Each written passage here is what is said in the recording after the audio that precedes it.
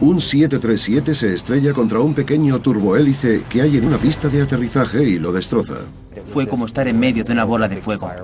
2 meses después del 11S, un Airbus 300 se estrella. La cola se ha roto misteriosamente. ¿Cuánta sangre hay que derramar antes de emprender acciones correctivas? La seguridad tiene un precio. Un avión jumbo L-1011 pierde altitud de forma inesperada y cae en picado contra los Everglades. ¿Qué causa el desastre? Toda mi ropa saltó por los aires. A pocos kilómetros de una pista de aterrizaje, un avión a reacción se queda sin combustible y se estrella contra una ladera. No hace falta ser experto aeronáutico para saber que si te quedas sin motores, cuesta volar. Y un vuelo rutinario de enlace de Continental cae de repente en picado en un suburbio atestado de Buffalo. Lo hicieron mal. Errores, despistes, distracciones y en algunos casos poca cabeza, sin más. Todos estos accidentes los causó el error humano. Las consecuencias para toda la operación son devastadoras. Si uno de los tuyos puede haber cometido un error que haya provocado esta calamidad, esta tragedia,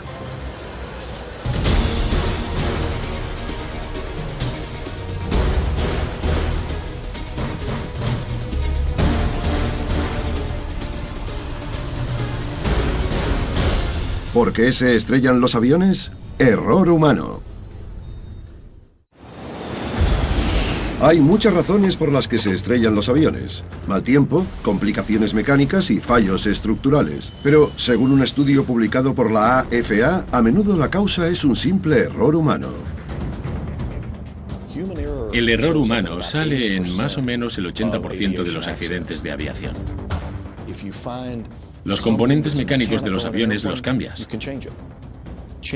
Cambiar cómo piensa la gente o cómo reacciona ante determinadas circunstancias es mucho más difícil. En este programa, nuestras reconstrucciones animadas les pondrán donde no ha estado ninguna cámara, pegados a los aviones para que vean cómo y por qué ocurrieron los desastres. Parece ser un aterrizaje normal. El vuelo 1493 de US Air baja los trenes de aterrizaje principales mientras desciende hasta la pista del Aeropuerto Internacional de Los Ángeles. Y de golpe,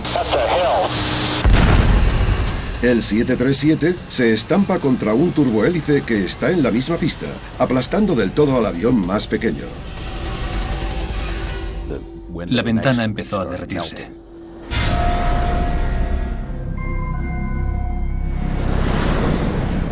A principio de la tarde del 1 de febrero de 1991, el vuelo 5569 de SkyWest, un turbohélice con 10 pasajeros y 2 tripulantes a bordo, se dirige hacia la intersección de la pista 24L.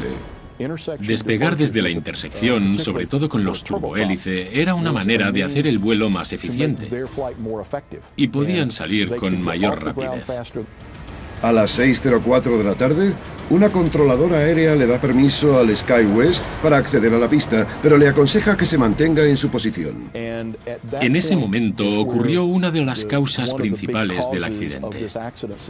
No les da permiso inmediato para despegar. Hay un retraso. Cada segundo que pasa aumenta el riesgo. Se debe a que a unos minutos antes, al vuelo 1493 de US Air, un 737 que ha salido de Siracusa, Nueva York, le habían dado permiso para aterrizar en la misma pista. Solo ven las luces. Les parece una pista de aterrizaje normal. Aunque se van acercando más y más, aún no pueden distinguir las luces del avión de las luces de la pista. Son del mismo color. Los trenes de aterrizaje principales del Boeing 737 tocan tierra y mientras baja el morro, las luces de aterrizaje iluminan al turbohélice. Es la primera vez que el capitán ve el avión. El impacto produce una explosión y el avión pequeño estalla en llamas, pero el 737 no puede parar. A más de 110 kilómetros por hora, derrapa y acaba chocando contra un cuartel de bomberos abandonado. El suelo empezó a agrietarse y empezó a salir humo justo por delante del asiento. Fue como estar en medio de una bola de fuego. Todas las ventanas se iluminaron de naranja. Veía a todos los pasajeros que me tenían a la vista, mirándome. para saber qué hacer. Los auxiliares de vuelo empiezan a dar órdenes para evacuar, pero debido al fuego no se puede usar ninguna de las salidas de la izquierda. La puerta de delante a la derecha está dañada y no se queda abierta. Solo unos pocos consiguen huir por ella. Saltamos del avión. Empujé a la primera persona porque pensé que era romperse la pierna o no volver a verla. La salida del ala derecha se queda bloqueada, así que solo queda una salida para que huyan los pasajeros, la parte de atrás a la derecha. Al final salen con vida 67 de los 89 pasajeros y tripulantes, pero no todo el mundo llega a las puertas. Nos pusimos donde el morro del avión y vimos al copiloto intentando salir por la ventana. Cogí la escalera, una pequeña de poco más de 3,5 metros, y la arrimé al morro. Pude subir unos peldaños y ayudar a salir al copiloto, sacarlo, acunarlo como a un bebé y bajarlo.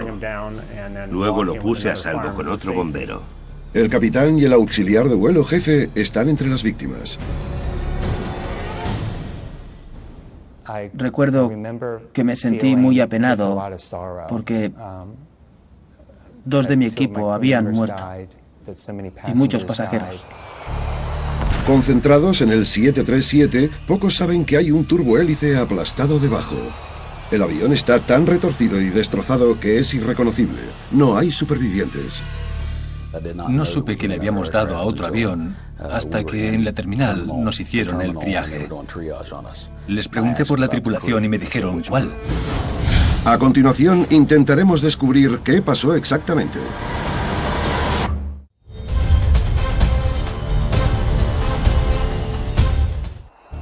Cuando el vuelo 1493 de US Air se choca contra el vuelo 5569 de SkyWest, las consecuencias son catastróficas. 22 personas a bordo del vuelo US Air mueren, incluido el capitán. Los 10 pasajeros y 2 tripulantes del avión pequeño de SkyWest también mueren. Sería rarísimo que en el SkyWest supieran qué había pasado. Fue instantáneo. Los investigadores emprenden de inmediato la siniestra tarea de averiguar qué falló. John Cox, que ahora es analista de aviación de la MSNBC, era por aquel entonces investigador en la Asociación de Pilotos de Aerolíneas.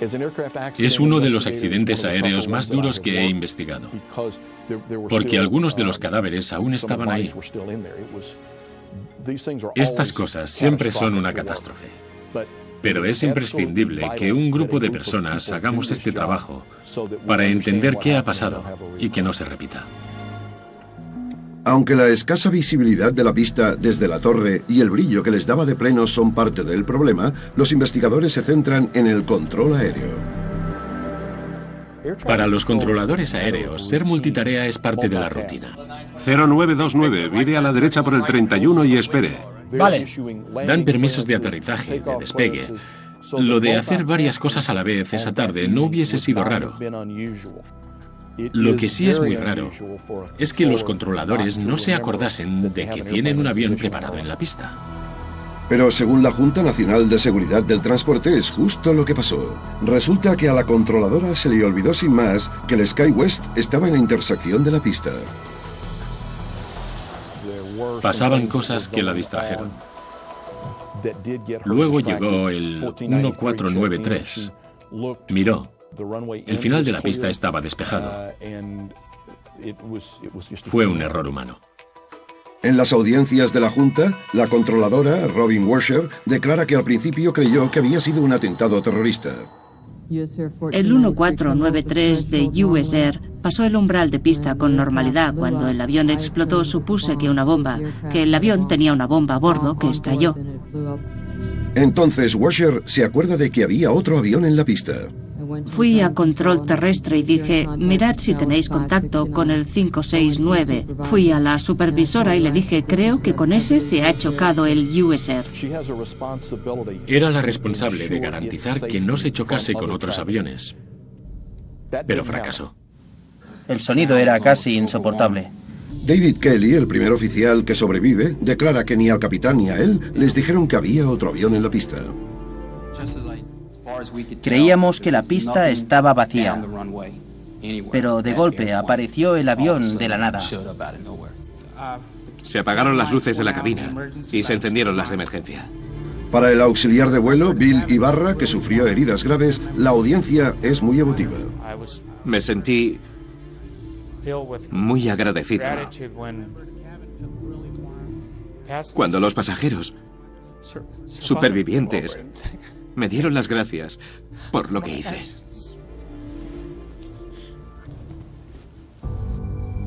Como consecuencia de la colisión, los despegues desde intersecciones de noche ya no están permitidos.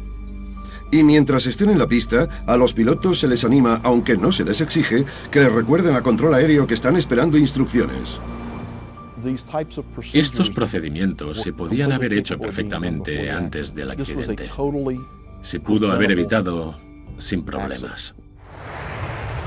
Al otro lado del país, y casi 20 años después, hay otro accidente provocado por un error humano. El vuelo 3407 de Continental Connection se acerca al aeropuerto de Buffalo para aterrizar. El turbohélice se encabrita, entra en pérdida y empieza a dar una serie de giros terroríficos. El piloto lucha por hacerse con el control, pero el avión cae casi 500 metros en picado y se estrella contra una casa. This aircraft was 5 miles out, and all of a sudden we have no response to that aircraft.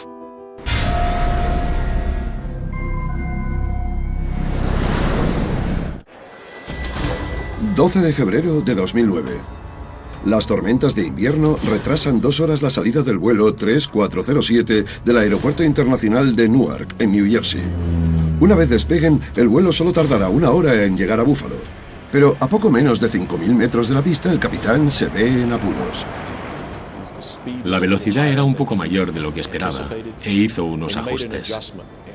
Redujo la potencia y extendió el tren de aterrizaje, que incrementa mucho la resistencia. La velocidad descendió con mucha rapidez, tanta que se activó un dispositivo de aviso del avión. El sistema de alerta parece coger por sorpresa al capitán, pero una simple corrección debería bastar para recuperar la velocidad. En vez de bajar el morro para coger más velocidad, le dio máxima potencia y lo elevó. Tendría que haber hecho justo lo contrario. Los aviones suelen volar con el morro ligeramente hacia arriba. Así el aire se mueve más rápido sobre la parte superior del ala que por debajo, creando la importante diferencia de presión necesaria para la elevación que hace que vuelen los aviones. Pero si se eleva demasiado, el aire empuja contra el ala en vez de fluir por ella y hace que el avión entre en pérdida. Cuando entró en pérdida, el avión se volvió inestable. Rodó hacia un lado y luego hacia el otro. Seguía con el morro elevado. El sistema de protección de pérdida del avión intenta tomar el control bajando el morro para ganar velocidad. Pero el capitán sigue elevándolo, haciendo así que el avión vuelva a entrar en pérdida. Tras 3 entradas es imposible recuperarse. El avión se estrella en el centro del pueblo de Clarence, a 8 kilómetros al noreste del aeropuerto de Buffalo. Todos los que van a bordo, así como una persona en tierra, mueren.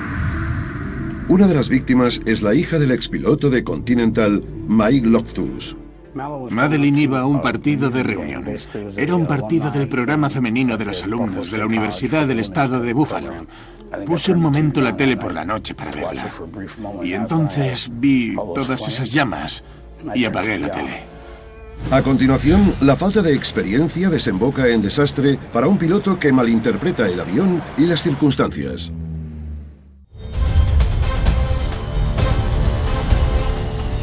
Cuando el vuelo 3407 de Continental Connection, operado por Colgan Air, se estrella en un suburbio de Buffalo en una noche invernal de febrero de 2009, no hay supervivientes. La tragedia plantea muchas preguntas.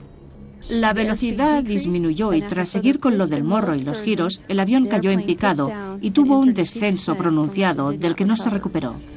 Los investigadores se preguntan por qué el capitán reaccionó de forma equivocada cuando entraron en pérdida. Según la Junta, parte del problema pudieron haber sido las habilidades básicas del piloto. El informe dice que el capitán, Marvin Renslow, nunca le reveló a Colgan, el operador regional del vuelo 3407, que había suspendido varios exámenes de certificación. Parece ser que no fue sincero del todo con eso. Pero mientras estuvo en Colgan, también suspendió algunas de las pruebas en los vuelos de prueba que hizo. Al final, el capitán Renslow aprueba todos los exámenes necesarios. Colgan señala que su entrenamiento de la tripulación cumple o supera los requisitos de la AFA, pero la exinspectora general del Departamento de Transporte, Mary Schiavo, dirige la atención hacia lo que a ella le parece un problema de las líneas aéreas regionales en general, los recortes. El modelo de negocio es volar con aviones baratos y ahorrarse un montón de dinero porque tienen contratos de precio fijo.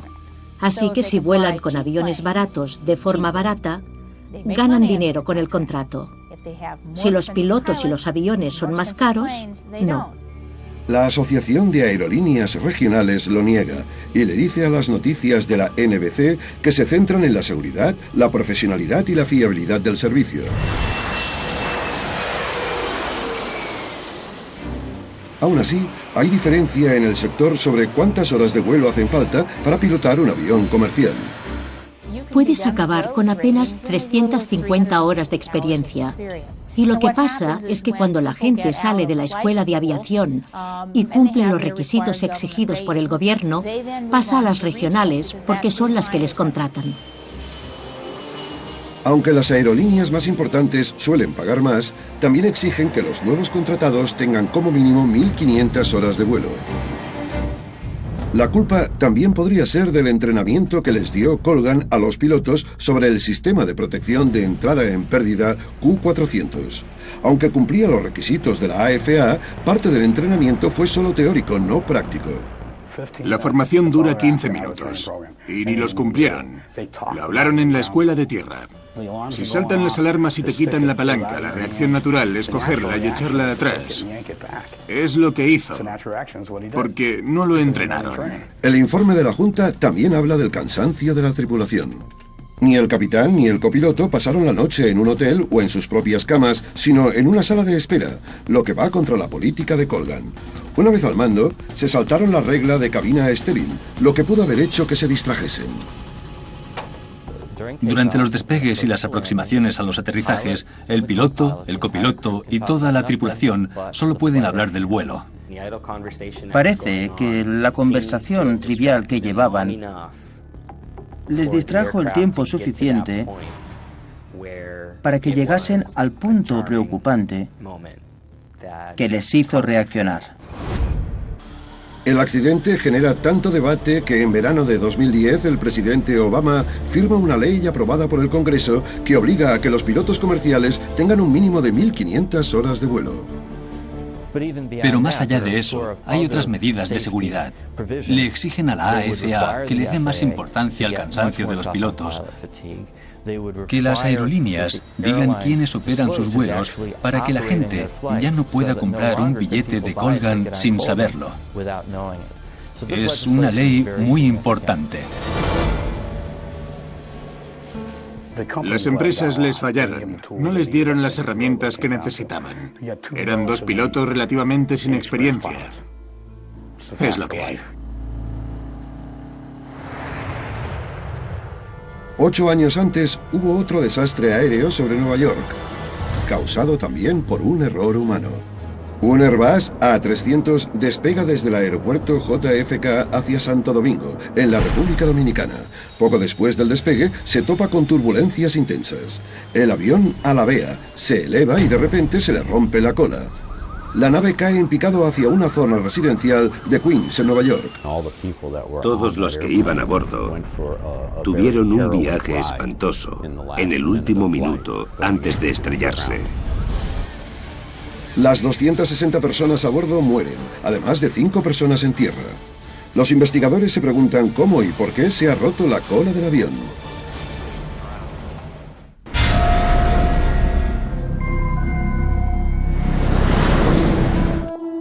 ...12 de noviembre de 2001... ...una mañana soleada de otoño... ...el vuelo 587 de American Airlines se eleva hacia los cielos... ...en la cabina hay 2 pilotos con experiencia... ...el copiloto Sten Molin y el capitán Ed States... Le encantaba ir en avión. Le encantaba estar al mando. Respetaba el papel y el trabajo de todos. El copiloto lleva el avión que va a unos 8 kilómetros por detrás de un 747 que se dirige a Japón.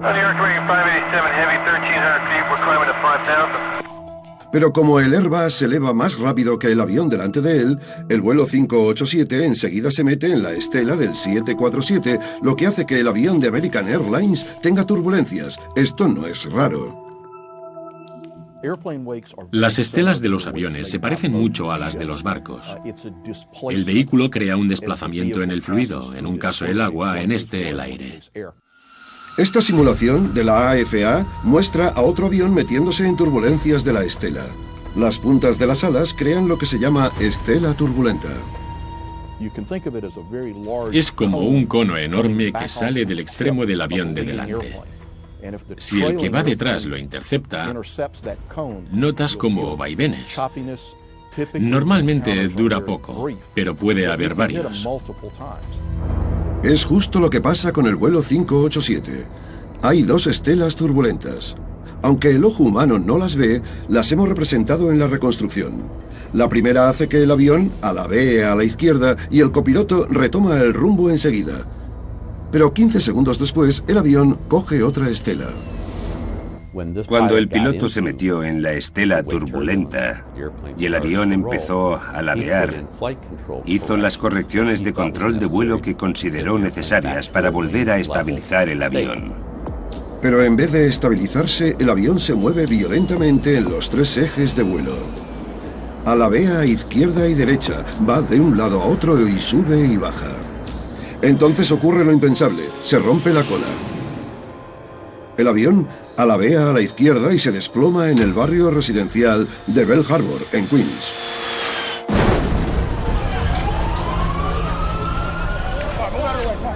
Apenas 2 minutos y 24 segundos después del despegue de rutina, todo el mundo a bordo del 587 muere.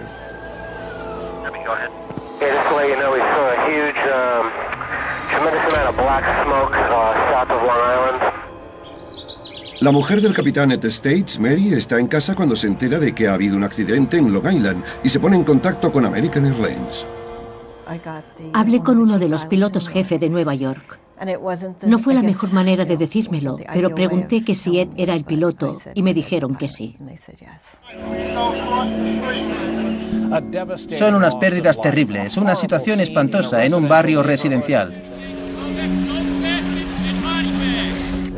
Parece una zona de guerra. Si lo has visto por la tele, es horrible. Sucede apenas 2 meses después del 11S y la gente se pregunta si ha sido otro ataque terrorista. Estén todos tranquilos. Hemos hablado con la Casa Blanca. Tenemos protección aérea. En plena situación de ansiedad, la Junta trabaja para averiguar por qué se rompió la cola del avión. A continuación, indignación por la causa oficial del accidente del vuelo 587 de American Airlines.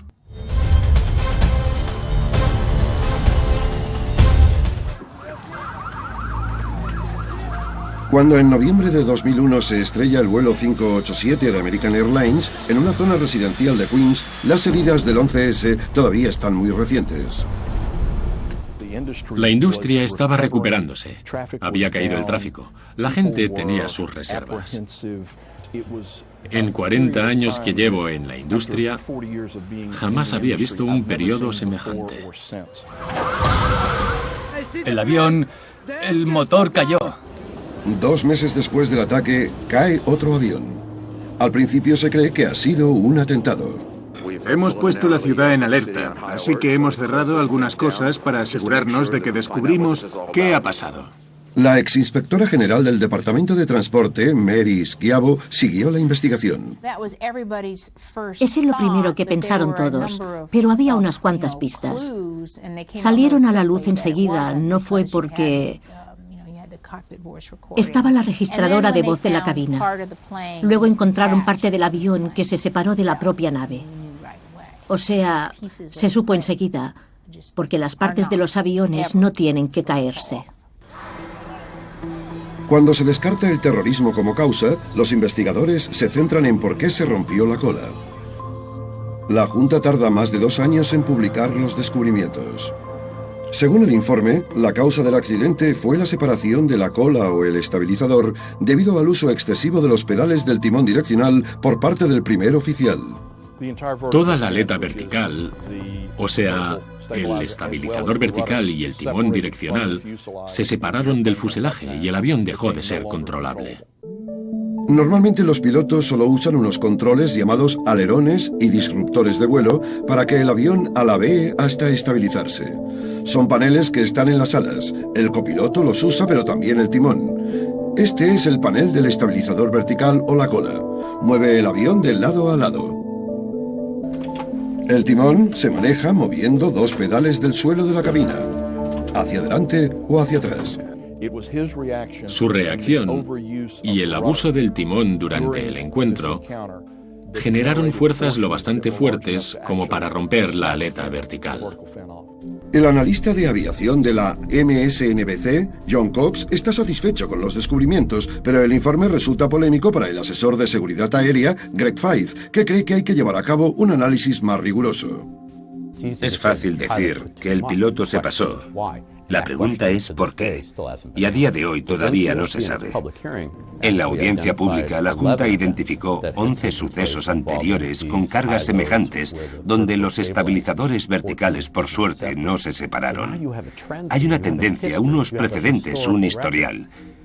Pero en su investigación yo veo que se fijaron en cada cosa por separado, en vez de intentar averiguar no solo por qué pasó, sino cómo pasó. Y Mary Schiavo cree que hay otro problema.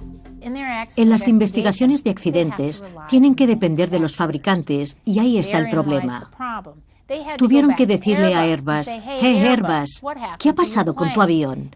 Y ellos dijeron, «Ha sido cosa del piloto, que se pasó con el timón». ¿Para qué construyes un avión con un sistema de control que si lo usas de la manera permitida se te cae la cola? No tiene sentido. Airbus le dijo a las noticias de la NBC que la cola no se rompió por un fallo de diseño, sino por un error del piloto. De hecho, es lo que le dijo a la Junta. También averiguó que el programa de entrenamiento de American Airlines hacía especial hincapié en el uso de los pedales del timón. John Cox va más allá y dice que nunca habría que usar el timón en estelas turbulentas. Lo mejor hubiese sido dejar que la estabilidad natural del avión arreglase el asunto. Los aviones son muy estables por naturaleza. Si hubiesen bajado un poco el avión para estabilizarlo y dejar que volase, se hubiese asentado. American Airlines le dijo al informativo de la NBC que siguen decepcionados con lo que dijo la Junta y creen que la culpa fue del diseño y la sensibilidad del timón.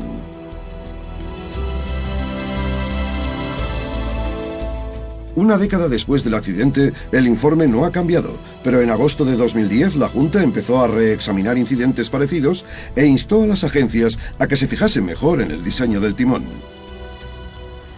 Ahora los pilotos saben que no hay que mover tanto el timón con los pedales para crear una gran fuerza aerodinámica. Es una gran herramienta para ayudar al piloto a controlar el alabeo. Así que han de tener cabeza y usarlo como último recurso. Pero saber esto ha tenido un precio exorbitante.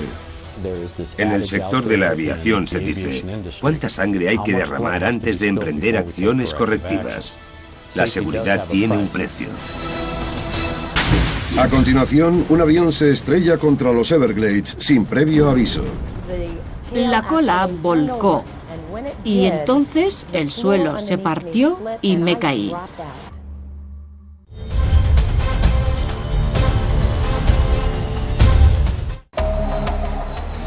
Un avión sobrevuela los Everglades de Florida mientras la tripulación intenta solucionar un problema del tren de Morro. No debería suponer una crisis, pero enseguida se convierte en una. El L-1011 se estrella en el pantano y mata a más de 100 personas. Me sorprendió que dijeran que era imposible sobrevivir. ¿Y cómo sales de eso?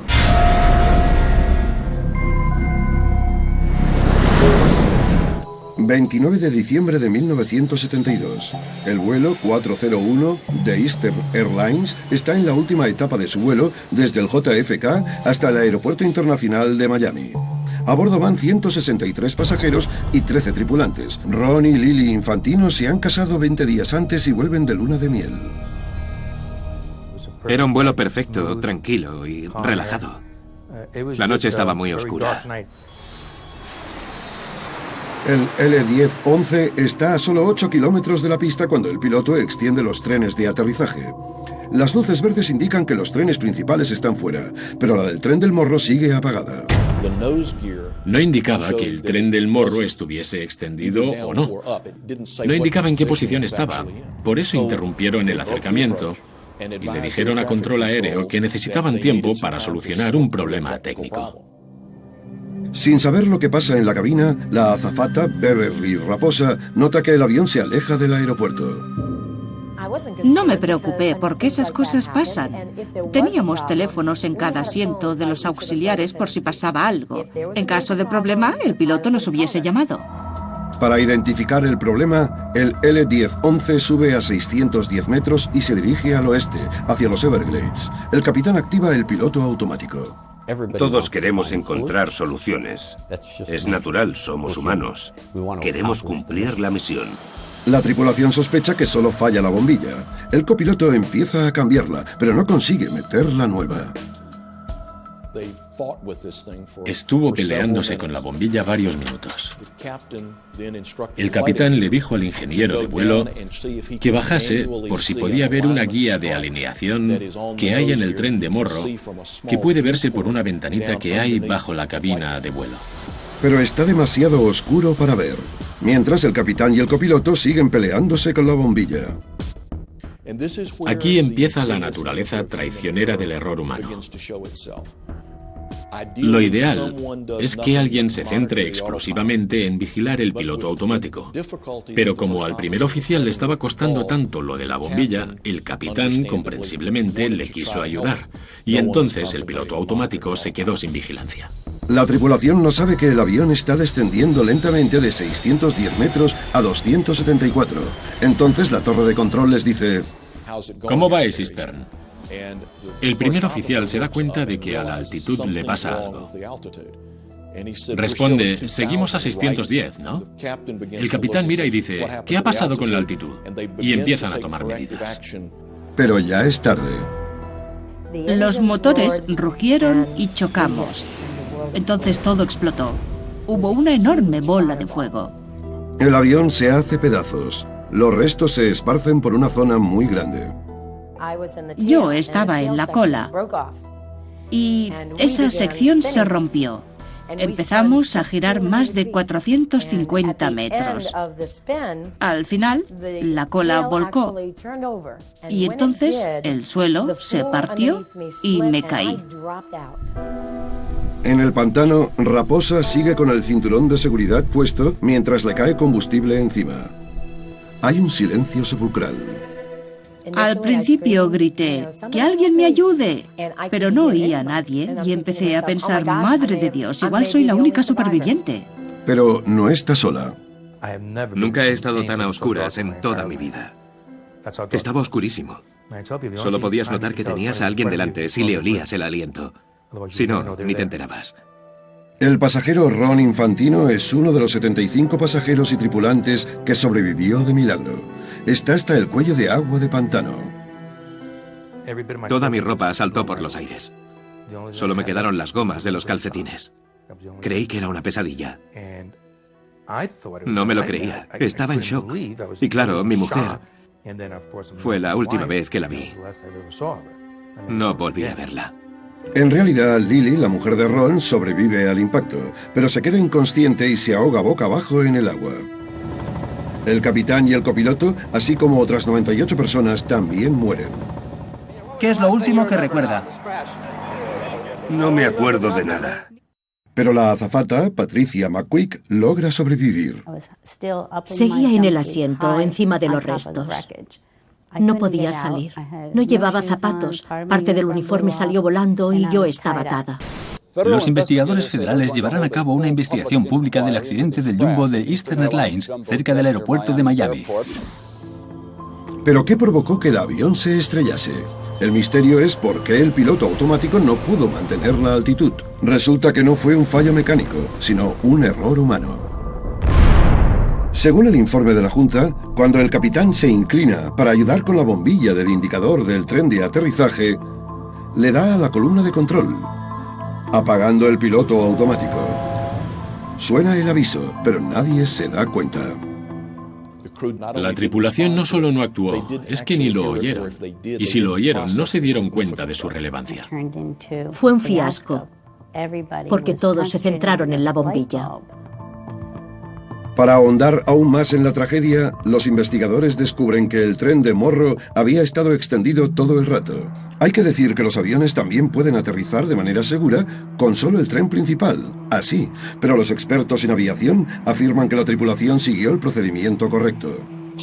Los pilotos siempre llevan combustible de reserva, o sea que no es que les surgiese aterrizar. Si aterrizaban con el tren de Morro recogido, habría daños. Estaría fuera de servicio durante un tiempo y habría una investigación. De la tragedia de 1972 salió gestión de recursos de la tripulación, un requisito de formación que exige que siempre tiene que haber alguien vigilando el rumbo del avión. Si hay un problema, gestión de recursos de la tripulación significa que el capitán tiene que nombrar a alguien para que controle el avión mientras intentan solucionar el problema, ya sea en la cabina o donde los pasajeros. También se ha mejorado el piloto automático. El sistema de aviso hace más ruido y hace falta más fuerza para desactivarlo. Gracias. Muchos supervivientes han seguido en contacto y quieren hacer un monumento conmemorativo. Algunos volvieron con nosotros al lugar del accidente. Venir aquí sigue siendo muy duro. Es increíble que sobreviviese. Si cierro los ojos, ¿Sí? aún puedo ver el choque exactamente cómo pasó. Es increíble. Quiero verlo. Dicen que, aunque sea increíble tras tanto tiempo, aún hay restos del avión en el pantano embarrado. Ahí está. 4,5 metros de ala parcialmente al descubierto. Ahí se ve al descubierto. El resto está bajo el agua, pero se ve. Aún se ven algunos de los colores de Eastern. ¿Veis el azul? Casi 40 años después, Patricia McQuick sigue siendo azafata.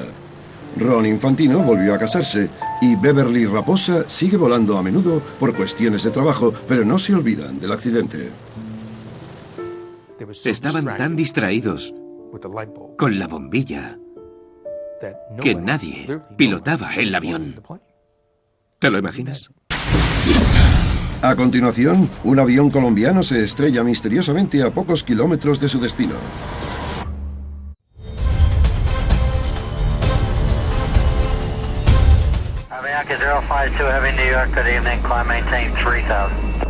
Un Boeing 747 está a pocos kilómetros de su destino cuando los 4 motores fallan. El avión cae en silencio entre las nubes y se estrella en una ladera arbolada de Long Island, en Nueva York, matando a 73 personas a bordo.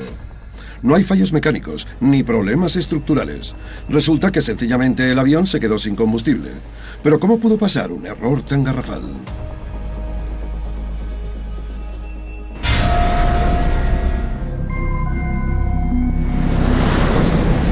25 de enero de 1990, cuando el vuelo 052 de Avianca sale de Medellín, Colombia, poco después de las 3 de la tarde, a los tanques les sobra combustible para recorrer casi 3.400 kilómetros hasta Nueva York. Al despegar llevaban casi 37.000 kilos de combustible en el avión. Habían calculado cuánto combustible gastarían en ir a Nueva York, la reserva, el combustible de espera y también tenían combustible suficiente para ir a Boston y aterrizar. Llevan combustible de sobra, así que no debería haber problemas, pero enseguida surge uno. En Nueva York hacía mal tiempo, así que conforme llegaron a la costa este, les dieron instrucciones de esperar. Les tocó esperar 3 veces. En total, esperan 77 minutos. Sobre las 8:20 apenas les quedan unos 6.350 litros de combustible que dan para otra hora o así de vuelo. Durante las esperas, el ingeniero de vuelo tendría que haberse asegurado de que quedaba combustible.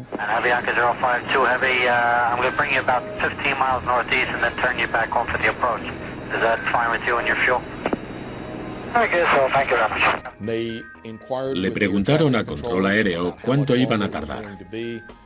Se quejaron del nivel de combustible. Control aéreo les preguntó qué otro aeropuerto tenían, que era Boston. Pero el primer oficial, que es el que manejaba la radio, les dijo que ya no podían llegar. Control aéreo no se enteró de esa frase tan relevante. A las 9:22 de la noche, al vuelo 052 de Avianca le dan por fin permiso para aterrizar. Pero sobre el JFK hay nubes muy bajas y una fuerte cizalladura, así que el piloto no lo intenta. Vuelven a desviar el avión del aeropuerto. El primer oficial no usó la palabra emergencia. Si lo hubiera dicho, le hubieran dado prioridad absoluta para aterrizar. Avianca 52, climb maintain 3000. Negative, sir. We just running out of fuel. We're good. Okay, 3000 now, we're good. Okay. A las 9:34 de la noche, el vuelo 052 se queda sin combustible. Los motores se apagan. El pasajero, Néstor Zárate, recuerda el silencio horrible. Que no se oiga el ruido es espantoso, porque está el viento contra el fuselaje. En ese momento se desató el caos. La tripulación le dice tranquilamente a control aéreo que los motores han fallado. Los redirigen enseguida al JFK, pero ya es tarde. Cuando el Boeing 707 se estrella en una ladera de Oyster Bay, la cabina se rompe, matando a los pilotos y al ingeniero de vuelo. Están a poco menos de 27 kilómetros del aeropuerto. Milagrosamente sobreviven 85 de las 158 personas a bordo. Se quedan inmovilizadas bajo los restos, pero no hay fuego. Está claro que si el avión hubiese tenido combustible, estarían todos calcinados. El informe de la Junta dice que la causa del accidente es un error humano, que la tripulación no gestionó bien el combustible o que no supo ver lo bajos que estaban los niveles. Cuando hablamos hoy con los controladores de la TradeCon, ninguno era consciente de las preocupaciones sobre las prioridades y el combustible. El accidente del vuelo 052 de Avianca demuestra que pese a que ha habido muchos avances en la tecnología aeronáutica, la comunicación entre la cabina y control aéreo es vital para que el vuelo sea seguro. Hizo más hincapié en un problema muy extendido en el sector. Hay que asegurarse de que no solo se transmiten las palabras, sino también de que se transmite que se ha entendido, que ha habido comprensión. Creo que nuestra tripulación tendría que haber sido más directa y clara a la hora de expresar la necesidad de tener trato preferente esa noche. Se esperaron demasiado. Tardaron demasiado en decidir. Ahora los pilotos trabajan de forma mucho más eficiente en equipo. Este es un caso en el que la cooperación básica podría haber traído unas consecuencias distintas. Sorprendentemente, y como hemos visto, era posible sobrevivir a muchos de estos accidentes, pero se puede tardar toda la vida en recuperarse. Todos quedaron hechos polvo, física y psicológicamente, por el accidente. Sobrevivir a esto es un milagro. Y hay que darle gracias a Dios o al destino por brindarnos una segunda oportunidad. Pero hay que pagar un precio.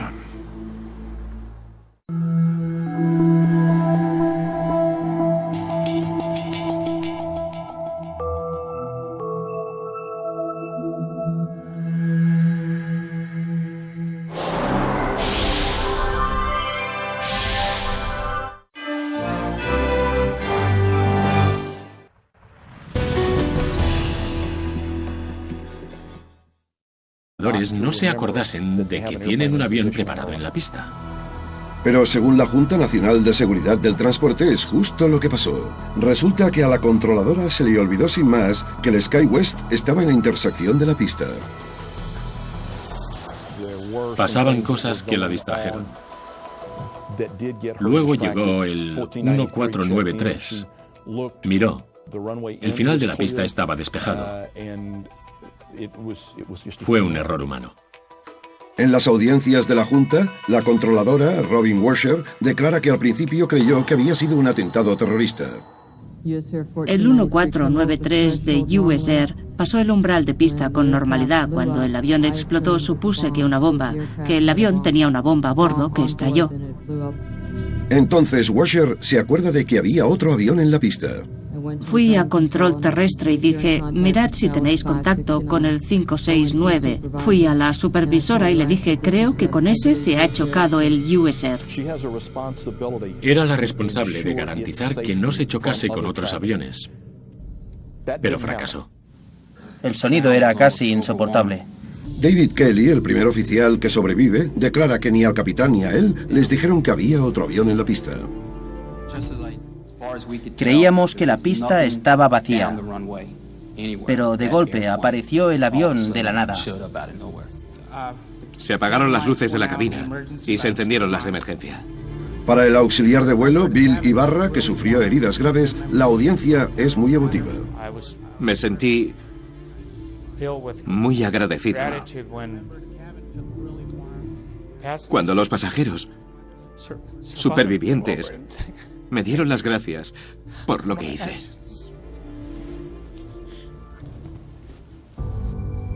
Como consecuencia de la colisión, los despegues desde intersecciones de noche ya no están permitidos.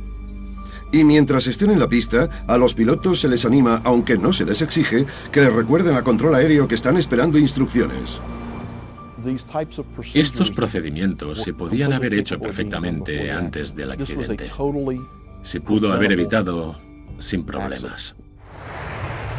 Al otro lado del país, y casi 20 años después, hay otro accidente provocado por un error humano. El vuelo 3407 de Continental Connection se acerca al aeropuerto de Buffalo para aterrizar. El turbohélice se encabrita, entra en pérdida y empieza a dar una serie de giros terroríficos. El piloto lucha por hacerse con el control, pero el avión cae casi 500 metros en picado y se estrella contra una casa. This aircraft was 5 miles out, and all of a sudden we have no response to that aircraft.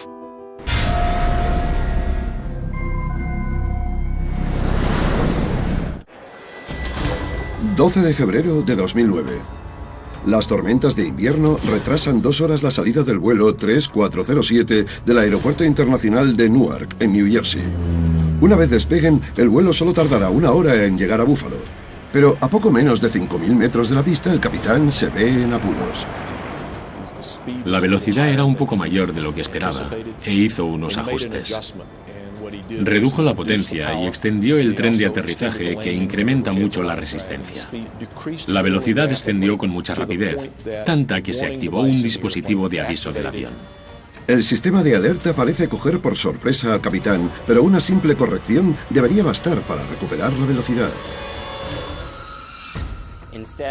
En vez de bajar el morro para coger más velocidad, le dio máxima potencia y lo elevó. Tendría que haber hecho justo lo contrario. Los aviones suelen volar con el morro ligeramente hacia arriba.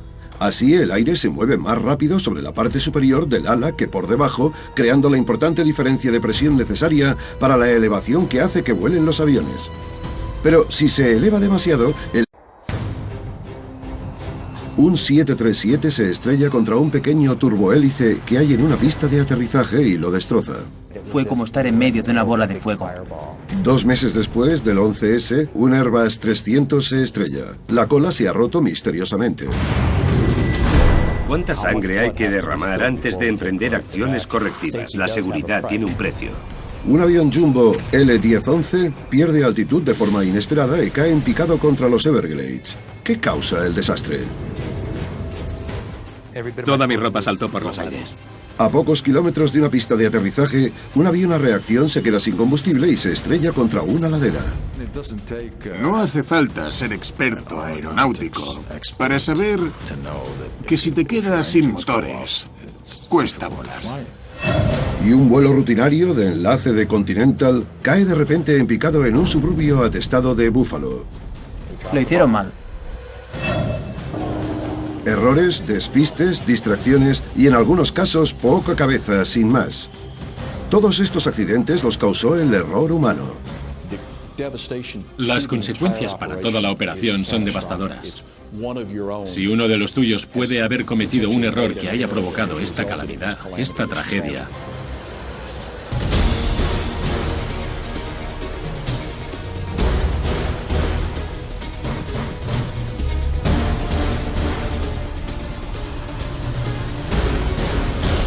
¿por qué se estrellan los aviones? Error humano. Hay muchas razones por las que se estrellan los aviones. Mal tiempo, complicaciones mecánicas y fallos estructurales. Pero, según un estudio publicado por la AFA, a menudo la causa es un simple error humano. el error humano sale en más o menos el 80% de los accidentes de aviación. Los componentes mecánicos de los aviones los cambias. Cambiar cómo piensa la gente o cómo reacciona ante determinadas circunstancias es mucho más difícil. En este programa, nuestras reconstrucciones animadas les pondrán donde no ha estado ninguna cámara, pegados a los aviones para que vean cómo y por qué ocurrieron los desastres. Parece ser un aterrizaje normal. El vuelo 1493 de US Air baja los trenes de aterrizaje principales mientras desciende hasta la pista del Aeropuerto Internacional de Los Ángeles. Y de golpe, el 737 se estampa contra un turbohélice que está en la misma pista, aplastando del todo al avión más pequeño. La ventana empezó a derretirse.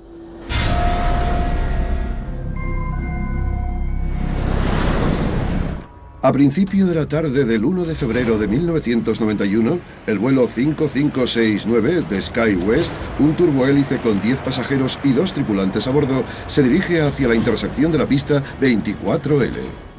Despegar desde la intersección, sobre todo con los turbohélice, era una manera de hacer el vuelo más eficiente y podían salir con mayor rapidez. A las 6:04 de la tarde, una controladora aérea le da permiso al SkyWest para acceder a la pista, pero le aconseja que se mantenga en su posición. En ese momento ocurrió una de las causas principales del accidente. No les da permiso inmediato para despegar. Hay un retraso. Cada segundo que pasa aumenta el riesgo. Se debe a que a unos minutos antes, al vuelo 1493 de US Air, un 737 que ha salido de Siracusa, Nueva York, le habían dado permiso para aterrizar en la misma pista. Solo ven las luces. Les parece una pista de aterrizaje normal. Aunque se van acercando más y más, aún no pueden distinguir las luces del avión de las luces de la pista. Son del mismo color. Los trenes de aterrizaje principales del Boeing aire empuja contra el ala en vez de fluir por ella y hace que el avión entre en pérdida. Cuando entró en pérdida, el avión se volvió inestable. Rodó hacia un lado y luego hacia el otro. Seguía con el morro elevado. El sistema de protección de pérdida del avión intenta tomar el control bajando el morro para ganar velocidad. Pero el capitán sigue elevándolo, haciendo así que el avión vuelva a entrar en pérdida. Tras 3 entradas es imposible recuperarse. El avión se estrella en el centro del pueblo de Clarence, a 8 kilómetros al noreste del aeropuerto de Buffalo. Todos los que van a bordo, así como una persona en tierra, mueren. Una de las víctimas es la hija del expiloto de Continental, Mike Loftus. Madeline iba a un partido de reunión. Era un partido del programa femenino de las alumnas de la Universidad del Estado de Buffalo. Puse un momento la tele por la noche para verla. Y entonces vi todas esas llamas y apagué la tele. A continuación, la falta de experiencia desemboca en desastre para un piloto que malinterpreta el avión y las circunstancias.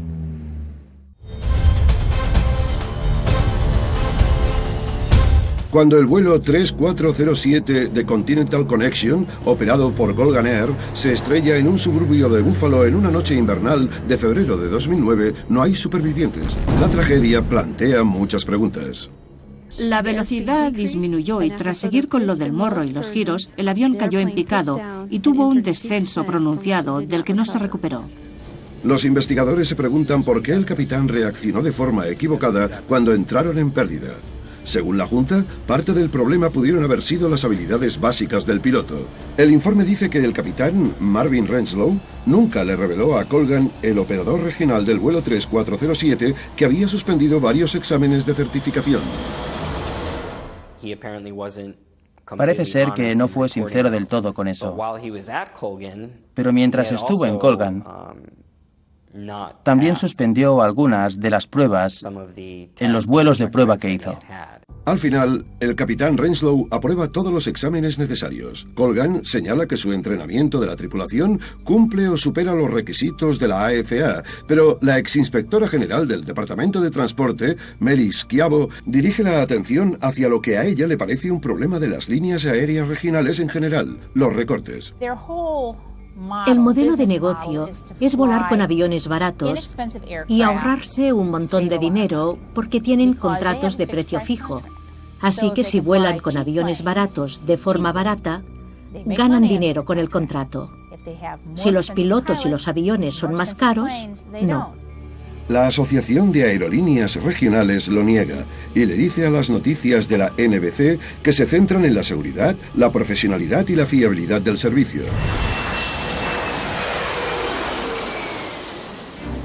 Aún así, hay diferencia en el sector sobre cuántas horas de vuelo hacen falta para pilotar un avión comercial. Puedes acabar con apenas 350 horas de experiencia. Y lo que pasa es que cuando la gente sale de la escuela de aviación y cumple los requisitos exigidos por el gobierno, pasa a las regionales porque son las que les contratan. Aunque las aerolíneas más importantes suelen pagar más, también exigen que los nuevos contratados tengan como mínimo 1.500 horas de vuelo. La culpa también podría ser del entrenamiento que les dio Colgan a los pilotos sobre el sistema de protección de entrada en pérdida Q400. Aunque cumplía los requisitos de la AFA, parte del entrenamiento fue solo teórico, no práctico. La formación dura 15 minutos y ni los cumplieron. Lo hablaron en la escuela de tierra. Si saltan las alarmas y te quitan la palanca, la reacción natural es cogerla y echarla atrás. Es lo que hizo, porque no lo entrenaron. El informe de la Junta 737 toca en tierra y mientras baja el morro, las luces de aterrizaje iluminan al turbohélice. Es la primera vez que el capitán ve el avión.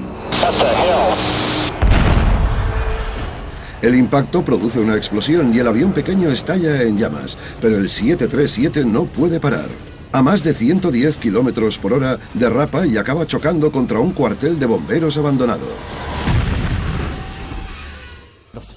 El suelo empezó a agrietarse y empezó a salir humo justo por delante del asiento. Fue como estar en medio de una bola de fuego. Todas las ventanas se iluminaron de naranja. Veía a todos los pasajeros que me tenían a la vista mirándome para saber qué hacer. Los auxiliares de vuelo empiezan a dar órdenes para evacuar, pero debido al fuego no se puede usar ninguna de las salidas de la izquierda. La puerta de delante a la derecha está dañada y no se queda abierta. Solo unos pocos consiguen huir por ella. Saltamos del avión. Empujé a la primera persona porque pensé que era romperse la pierna o no volver a verla. La salida del ala derecha se queda bloqueada, así que solo queda una salida para que huyan los pasajeros, la parte de atrás a la derecha. Al final salen con vida 67 de los 89 pasajeros y tripulantes, pero no todo el mundo llega a las puertas. Nos pusimos donde el morro del avión y vimos al copiloto intentando salir por la ventana. Cogí la escalera, una pequeña de poco más de 3,5 metros, y la arrimé al morro. Pude subir unos peldaños y ayudar a salir al copiloto, sacarlo, acunarlo como a un bebé y bajarlo. Luego lo puse a salvo con otro bombero. El capitán y el auxiliar de vuelo jefe están entre las víctimas. Recuerdo que me sentí muy apenado porque 2 de mi equipo habían muerto y muchos pasajeros. Concentrados en el 737, pocos saben que hay un turbohélice aplastado debajo. El avión está tan retorcido y destrozado que es irreconocible. No hay supervivientes. No supe que le habíamos dado a otro avión hasta que en la terminal nos hicieron el triaje. Les pregunté por la tripulación y me dijeron ¿cuál? A continuación, intentaremos descubrir qué pasó exactamente.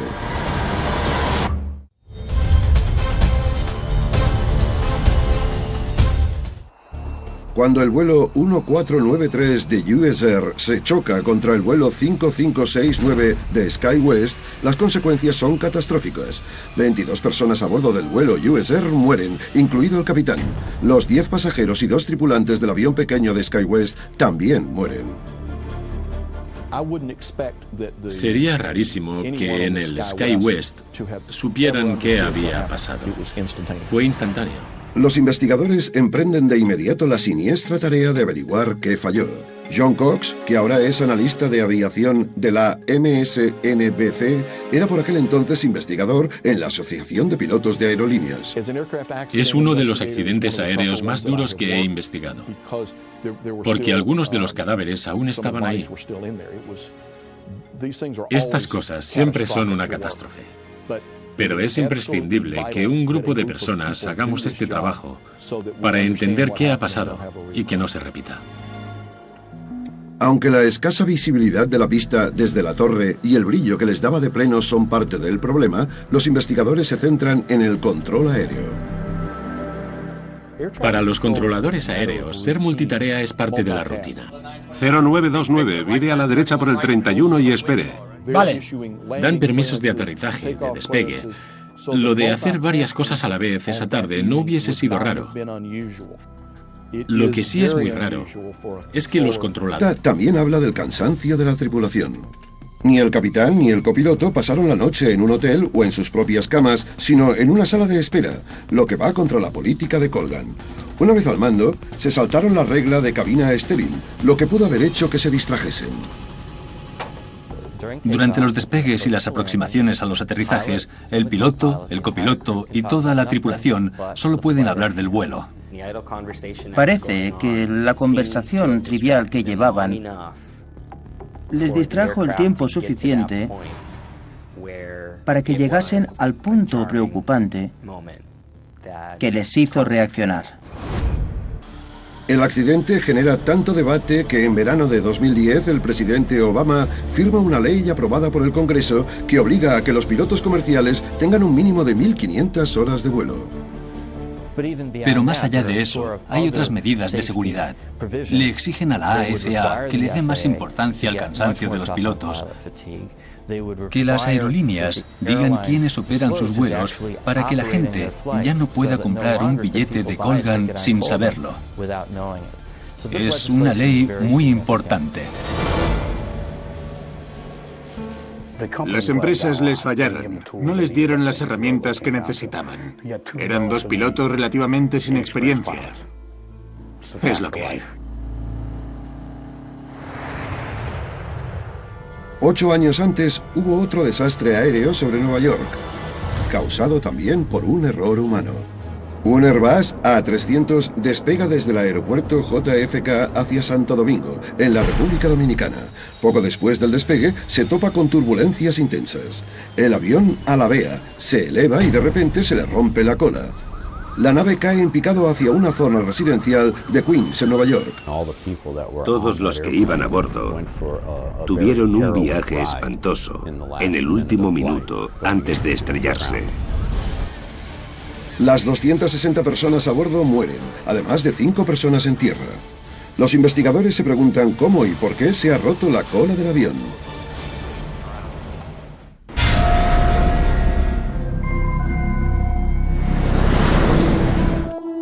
...12 de noviembre de 2001... ...una mañana soleada de otoño... ...el vuelo 587 de American Airlines se eleva hacia los cielos... En la cabina hay 2 pilotos con experiencia... ...el copiloto Sten Molin y el capitán Ed States... Le encantaba ir en avión. Le encantaba estar al mando. Respetaba el papel y el trabajo de todos. El copiloto lleva el avión que va a unos 8 kilómetros por detrás de un 747 que se dirige a Japón. Pero como el Airbus se eleva más rápido que el avión delante de él, el vuelo 587 enseguida se mete en la estela del 747, lo que hace que el avión de American Airlines tenga turbulencias. Esto no es raro. Las estelas de los aviones se parecen mucho a las de los barcos. El vehículo crea un desplazamiento en el fluido, en un caso el agua, en este el aire. Esta simulación de la AFA muestra a otro avión metiéndose en turbulencias de la estela. Las puntas de las alas crean lo que se llama estela turbulenta. Es como un cono enorme que sale del extremo del avión de delante. Si el que va detrás lo intercepta, notas como vaivenes. Normalmente dura poco, pero puede haber varios. Es justo lo que pasa con el vuelo 587. Hay dos estelas turbulentas. Aunque el ojo humano no las ve, las hemos representado en la reconstrucción. La primera hace que el avión alabee a la izquierda y el copiloto retoma el rumbo enseguida. Pero 15 segundos después, el avión coge otra estela. Cuando el piloto se metió en la estela turbulenta y el